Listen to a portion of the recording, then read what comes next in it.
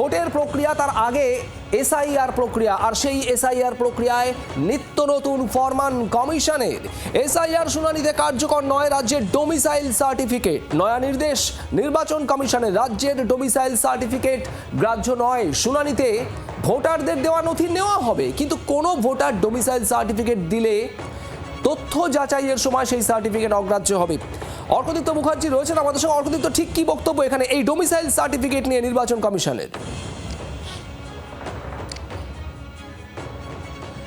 দেখো, কোনো রাজ্যের দেওয়া ডোমিসাইল সার্টিফিকেট কিন্তু এই মুহূর্তে এসআইআর হিয়ারিংয়ের ক্ষেত্রে অ্যাকসেপ্টেড হবে না, এমনটা কিন্তু জানিয়েছে নির্বাচন কমিশন।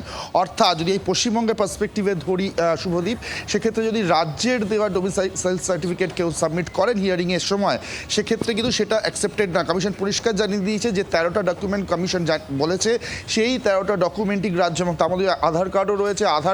আধার কার্ড কিন্তু শুধু দিলে হবে না, তার সাথে আরেকটা কিছু দিতে হবে, যেটা আগে থেকেই কমিশনের নির্দেশ ছিল। সুতরাং ডোমিসাইল সার্টিফিকেট অ্যাকসেপ্টেড নয়, শুধু পশ্চিমবঙ্গ নয়, কোনো রাজ্যের ক্ষেত্রেই নয়। তবে কমিশনের সূত্রে আরও একটা জিনিস যেটা জানতে পারা যাচ্ছে, যে ডোমিসাইল সার্টিফিকেট রাজ্যের দেওয়া সেটা অ্যাকসেপ্টেড হলেও হতে পারে, ভবিষ্যতে হতে পারে। এটা নিয়ে একটা আলোচনা কমিশনে চলছে।